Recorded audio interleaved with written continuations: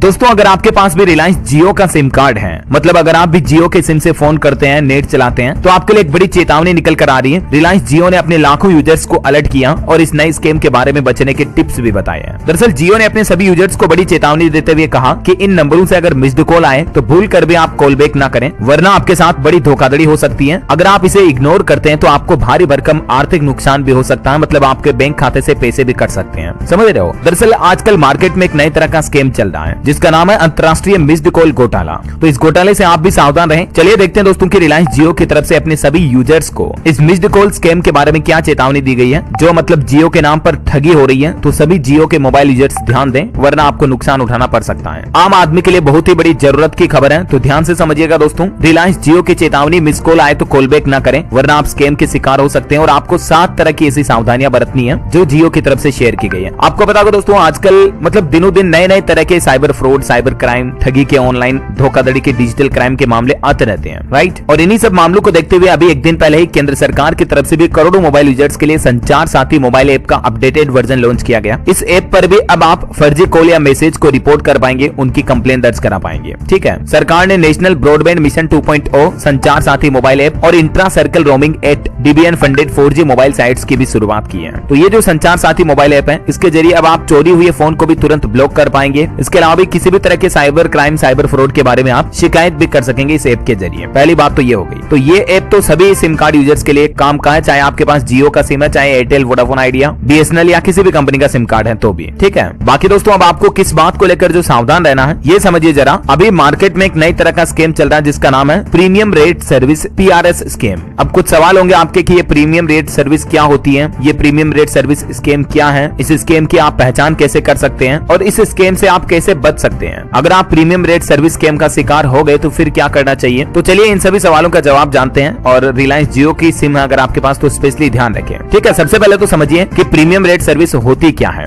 तो दोस्तों PRS यानी प्रीमियम रेट सर्विस जो है ना, ये टेलीकॉम कंपनियों द्वारा कुछ विशेष फोन नंबर्स पर ये सर्विस दी जाती है। इन नंबर्स पर कॉल करने या मैसेज भेजने के लिए यूजर्स को ज्यादा चार्जेस देना पड़ता है। और ये जो ज्यादा चार्ज लगता है, इनका एक हिस्सा तो सिम ऑपरेटर कंपनी के पास जाता है और दूसरा हिस्सा कॉल रिसीवर के अकाउंट में जाता है। मतलब आप उन नंबरों को जो कॉल कर रहे हो, तो जो सामने वाले बंदे के नंबर है, कंपनी के नंबर है, तो उन कंपनी को जाता है। अच्छा, इन नंबरों का इस्तेमाल किस पर किया जाता है? तो आमतौर पर मौसम की जानकारी हो गई, या आपको पता होगा ऑनलाइन कई सारी जो राशिफल या टेक सपोर्ट जैसी सर्विस होती है। और इसके अलावा इंटरटेनमेंट हो गया, जोक्स और एडल्ट टॉक के लिए भी इन सर्विस का इस्तेमाल होता है।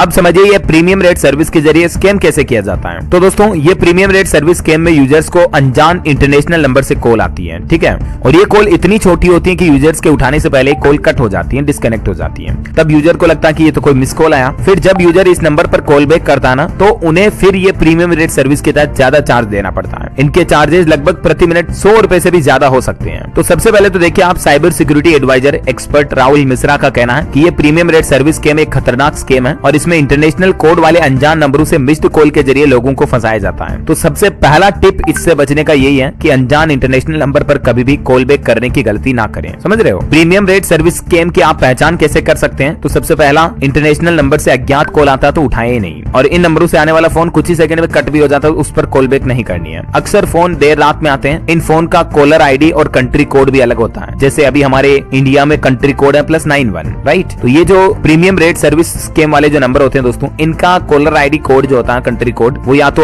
अमेरिका का होगा +1 या पाकिस्तान का +92, इस तरह से अलग कंट्री का होगा। समझ गए हो? अब समझिए आप इस स्कैम से बच कैसे सकते हैं। सबसे पहला टिप मैंने आपको बताया, अनजान नंबर से आए इंटरनेशनल कॉल को इग्नोर करें, उठाए ही नहीं, और कॉल बैक तो कभी भी नहीं करना है। दूसरा, किसी भी संदिग्ध नंबर को तुरंत ब्लॉक कर दें। कॉलर का नंबर और कोड चेक करें। जो भारत का कॉलिंग डायलिंग कोड है +91, तो इन्हीं नंबर के कॉल उठाएं, अदरवाइज आप कॉल ना रिसीव करें। और फिर बार बार अगर आपको कोई इंटरनेशनल कंट्री कोड वाले नंबर से फोन आता है, तो तुरंत आप उसकी सूचना टेलीकॉम ऑपरेटर को भी दें, और साइबर क्राइम विभाग में भी आप इसकी शिकायत दर्ज करा सकते हैं। संचार साथी ऐप के जरिए भी कर सकते हैं, मैंने आपको बताया अभी। इसके अलावा आप स्थानीय पुलिस या स्थानीय थाना पर भी इस तरह के स्कैम के बारे में शिकायत दर्ज करा सकते हैं। ठीक है ना? अच्छा, कई बार ऐसा भी होता दोस्तों, अभी ब्याह शादी के सीजन शुरू हुए थे, तब एक नया स्कैम मार्केट में आया था जिसमें व्हाट्सएप पर लोगों को अनजान नंबर से शादी का कार्ड भेजा जाता है। ये देख सकते हैं आप, हेलो आमंत्रण.apk करके। तो लोग देखते हैं कि यार किसी की शादी का फंक्शन का इन्विटेशन कार्ड आया होगा, तो ये APK ऐप डाउनलोड करने के बाद ओपन करते हैं इसको, तो ये फर्जी एप्स होते हैं, समझ रहे हो। ये एप्स आपको प्ले स्टोर पर नहीं मिलेंगे, अनऑथोराइज्ड एप्स होते हैं जिनको इंस्टॉल करते ही आपके फोन के डेटा ये एप्स चुरा लेते हैं। उसके बाद आपके फोन से ओटीपी वगैरह भी एक्सेस किया जा सकते हैं और इससे आपके बैंक खाते से भी पैसे कट सकते हैं। तो ये बात का भी जरूर ध्यान रखें कि कभी भी अनजान अज्ञात नंबर से रिश्तेदार का कोई .apk फॉर्मेट में अगर आपको आमंत्रण मिलता है, निमंत्रण मिलता है, तो उसको डाउनलोड ना करें, उस लिंक पर कतई क्लिक ना करें। व्हाट्सएप पर आया हुआ आपका शादी का कार्ड भी आपके साथ फ्रॉड कर सकता है, समझ रहे हो, क्योंकि ये एपीके